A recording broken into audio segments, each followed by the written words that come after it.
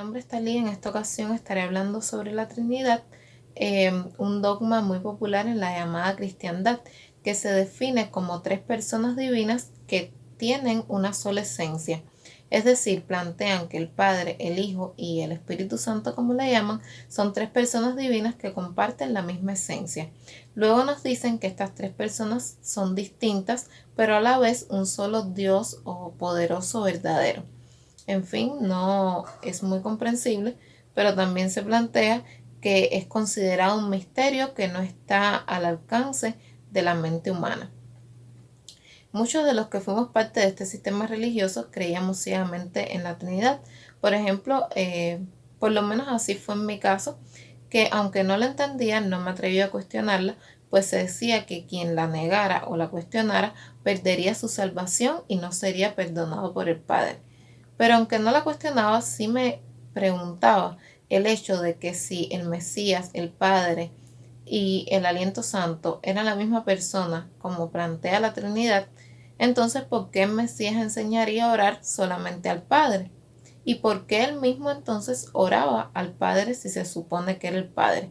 Era algo que no lograba entender, pues realmente no tiene una lógica, y sustentada en este dogma jamás llegaría a un entendimiento, pues no tiene sustento bíblico. Por eso considero que es importante que conozcamos como creyentes el origen de esta doctrina y que sin sacar textos fuera de contexto corroboremos que en la escritura realmente no aparece nada acerca de ello. Al contrario, que es una imposición religiosa. Y bueno, el primer punto a plantear es que la Trinidad que conocemos hoy día no era conocida por los primeros creyentes. En el primer siglo no había registros acerca de este dogma con el cual hoy día se identifica la fe cristiana. Solo conocían la Torá y las enseñanzas del Mesías, y claramente entendían lo que dice en Deuteronomio 6, que el Eterno es uno. Pero en el año 215 después del Mesías, Tertuliano, un escritor de la segunda mitad del siglo II y la primera mitad del siglo III, fue el primero en plantear el término Trinidad. Se dice que antes Teófilo de Antioquía ya había usado la palabra griega tría o triadas. Pero Tertuliano, en uno de sus escritos polémicos dirigido a Praxia, planteó lo siguiente: los tres son uno por el hecho de que los tres proceden de uno, por la unidad de la sustancia. Este escrito, como dije, era dirigido a Praxias, quien creía en la unicidad, lo que hoy día se conoce como modalismo. Es decir, que es una persona, es decir, el Padre es uno, pero que se presenta con tres nombres diferentes, como el Padre, como el Hijo y como el Espíritu Santo. En fin, ambas posturas no difieren mucho una de la otra. En el Concilio de Nicea, celebrado en el año 325 después del Mesías, se formuló que la llamada semitrinidad o binidad, es decir, se llegó a la conclusión de que el Hijo era igualmente Dios con el Padre, de su misma sustancia y esencia.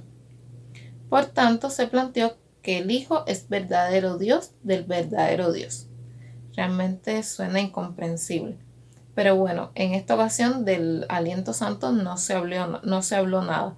Pero en el concilio de Constantinopla, en el año 381 después del Mesías, sí se habla de que el Espíritu Santo debía ser adorado o servido y exaltado con el Padre, pues él procedía del Padre y que era él quien hacía la revelación. Y en el concilio de Calcidonia, en el año 451 después del Mesías, se hizo más explícita esta declaración hecha en el concilio de Constantinopla. Por eso, en la nueva enciclopedia de la Iglesia Católica del año 1967 se plantea lo siguiente: la Trinidad es la fórmula dogmática, un Dios en tres personas. Fue producto de 3 siglos de desarrollo doctrinal. Y claro, 3 siglos de desarrollo doctrinal en cada uno de estos concilios, que fue donde se formuló. También en el libro La Iglesia de los primeros 3 siglos, Alban Lanson dice lo siguiente: La moderna Trinidad no se halla en ningún documento o reliquia perteneciente a la congregación de los primeros 3 siglos. Es importante saber que la idea de la Trinidad es reconocida en religiones antiguas que provienen de naciones paganas. Por ejemplo, se ven en las mitologías griegas, persas, en la fenicia, en las japoneses, en los chinos, en los islámicos. En fin, en todas estas culturas hallamos triadas de dioses o dioses trinos. Por ejemplo, en la griega está conformada por los dioses Zeus, Atenas y Apolo. Decían sus creyentes que los tres concordaban en uno. También vemos la Trinidad romana, que eran los dioses Júpiter, Mercurio y Venus. Estos dioses trinos se fueron asimilando dentro de las diferentes naciones que ellos fueron conquistando. Existen evidencias de que los conceptos trinitarios fueron introducidos más bien por los primeros creyentes convertidos, pues hasta anteriormente, como había planteado, no se conocía nada de esto. Ellos que se convirtieron del paganismo más bien fueron los que poco a poco fueron incorporando ideologías paganas en la doctrina y práctica de la fe. Muchas de estas personas que, como dije, se convirtieron del paganismo al cristianismo, siguieron manteniendo algunas de sus creencias y prácticas anteriores, y así la fe original se fue corrompiendo rápidamente. Y esto no es de extrañar, pues los emisarios lo habían anunciado desde los primeros tiempos. Y dice así en Hechos 20, 29 y 30. Yo sé que después de mi partida entrarán en vosotros lobos feroces que no perdonarán el rebaño, y de entre vosotros mismos se levantarán hombres que hablarán perversidades para arrastrar a los discípulos tras sí. Y precisamente ocurrió esto, pues todos estos pensadores, teólogos y escritores que realmente desconocían el origen y el contexto hebreo, interpretaron según sus propios criterios la esencia celestial más bien del Mesías, la procedencia celestial del Mesías, y tomaron esto como ocasión para deificarlo, lo cual fue llevando a totalmente el desvío. Sobre la historia de este dogma hay mucho más que plantear, pero bueno, quise hacer un breve resumen acerca de los rasgos que me parecieron más importantes. Ahora estaré citando algunos textos en la Escritura que demuestran que esta doctrina trinitaria no tiene ningún sustento bíblico, y principalmente por las propias palabras de Yeshua, quien está sobre toda autoridad de los concilios que fueron realizados por hombres y de los conocidos padres de la iglesia. Realmente las palabras de Yeshua están por encima de todo, pues él solo habló las palabras del Padre. Él es el testigo fiel y el profeta al cual debemos oír. Y en Juan 17:3, Yeshua plantea sobre su Padre: y esta es la vida eterna, que te conozcan a ti, Padre, el único Elohim verdadero, y a Yeshua, a quien has enviado. De este texto vemos dos partes: que conozcan a el Elohim Padre, quien es el único Elohim verdadero, como también dice en Deuteronomio 6:5, que el Eterno es uno y único, y Yeshua lo corrobora. Y por otra parte dice a Yeshua, a quien has enviado. Yeshua no dice que Él es el Padre, sino que Él es su enviado.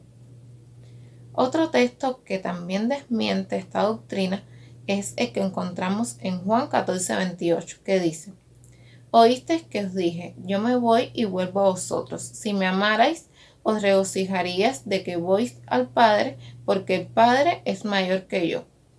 Y como vemos, Yeshua aquí reconoce la autoridad del Padre, que es mayor que él, reconoce que es superior a todas las cosas. Los trinitarios dicen que aquí Yeshua hablaba como hombre, pero ¿acaso no es evidente que no hay hombre que sea superior al Eterno? Realmente Yeshua estaba hablando de algo más trascendental, y es que él mismo es menor que el Padre y que estaba bajo su autoridad. Jamás en la Biblia se encuentra la frase Dios Hijo. Al contrario, Yeshua enseñaba que el Todopoderoso era su Elohim, más bien, perdón. Y lo vemos en Juan 20:17 que dice, Yeshua le dice a sus discípulos, subo a mi Padre y a vuestro Padre, a mi Elohim y a vuestro Elohim. También vemos que cuando Yeshua estaba padeciendo en el madero, clamó al Padre, él no habló consigo mismo, al contrario, clamó al Todopoderoso. También sabemos que Yeshua murió y sabemos que el Todopoderoso es eterno, autoexistente. Él no puede experimentar la muerte, que es la separación de la vida, separarse de sí mismo. Es imposible que esto ocurra. Por otra parte, como se sostiene en la Trinidad, si el Mesías fuera el Eterno, ¿por qué dijo también, refiriéndose a su regreso, que el día y la hora nadie lo sabe, sino solo el Padre que está en los cielos? También en una ocasión un hombre le dijo a Yeshua, Maestro bueno, ¿qué haré para heredar la vida eterna? Y Yeshua le dijo, ¿por qué me llamas bueno? Ninguno es bueno, sino solo Elohim. Si Yeshua fuera Elohim, ¿por qué él se negaría a recibir este apelativo que le dio este hombre? También en Juan 5:19 dice, de cierto os digo, no puede el Hijo del Hombre hacer nada por sí mismo, sino lo que ve hacer al Padre, porque todo lo que el Padre hace, también lo hace el Hijo igualmente. El Mesías, como ya he dicho en reiteradas ocasiones, reconoció en todo momento la autoridad de su Padre. Y no solo él, sino también vemos a los emisarios en sus cartas reconociendo este orden, primeramente el Eterno y luego el Mesías. Dice así, Pablo dijo en Efesios 1:17, que oraba para que el Elohim de nuestro Señor Yeshua, el Padre de Majestad, os dé el espíritu de sabiduría y de revelación, el conocimiento pleno de él. También en 1 Corintios 1:3 dice, gracias a vosotros y paz de Elohim, nuestro Padre, y del Adón Yeshua.